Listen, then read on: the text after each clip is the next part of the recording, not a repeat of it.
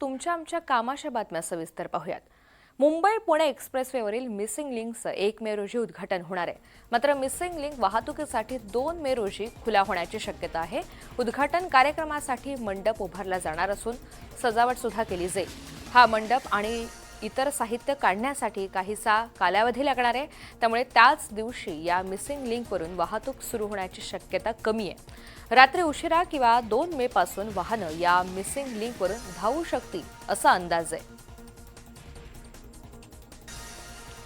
आधार कार्डला आता date of birth म्हणजे जन्म दाखल्याचा पुरावा म्हणून वापर करता येणार नाही। UIDAIनं ही माहिती दिली आहे। आधार कार्ड केवळ ओळखपत्र म्हणून आणि घरचा पत्ता म्हणून ओळखलं जाईल असंही स्पष्ट करण्यात आलंय। वय ठरवण्याचा आणि जन्म दाखला म्हणून यापुढे आधार कार्डचा वापर करता येऊ शकणार नाही असंही नमूद करण्यात आलंय।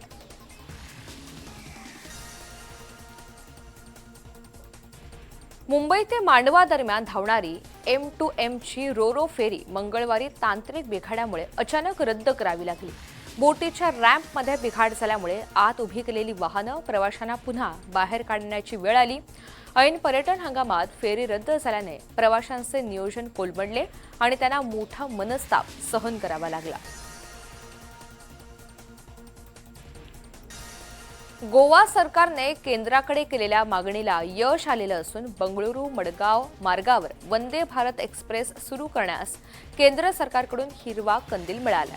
या रेल्वेमुळे केवळ पर्यटनच नव्हे तर राज्याच्या एकूणच अर्थव्यवस्थेला नवी उभारी मिळेल असा विश्वास मुख्यमंत्री डॉक्टर प्रमोद सावंत यांनी व्यक्त केला।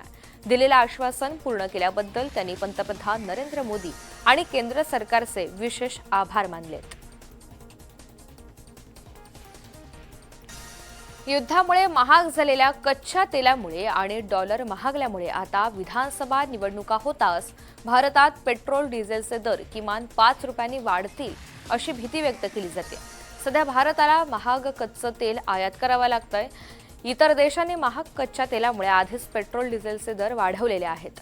भारतात 5 राज्यांच्या निवडणुकांमुळे ही दरवाढ थांबवण्यात आलेली होती अशी चर्चा आहे। मात्र आता 29 तारखेला पश्चिम बंगालमध्ये मतदान आज होतंय। त्यानंतर 4 मे रोजी 5 राज्यांच्या निवडणुकांची मतमोजणी होणार आहे। त्या दरम्यान पेट्रोल डिझेलची दरवाढ होण्याची भीती वर्तवली जाते। उन्हाच्या चटक्यामुळे होरपळणाऱ्या विदर्भाला काहीसा दिलासा मिळण्याची चिन्ह आहेत। आजपासून विदर्भात पूर्वमोसमी पावसाच्या सरी थंडावा देण्याची शक्यता आहे। तुरळक ठिकाणी वादळी वाऱ्यासह पावसाचा अंदाज असल्यामुळे सतर्कतेचा इशारा आहे। उर्वरित राज्यामध्ये उन्हाचा चटका कायम राहण्याची शक्यता हवामान खात्याने वर्तवली आहे। मंगळवारी सकाळपर्यंत 24 तासांमध्ये उत्तर प्रदेशमधील बांदा इथे देशातील उच्चांकी म्हणजे 47.6 अंश सेल्सिअस इतक्या तापमानाची नोंद झाली आहे।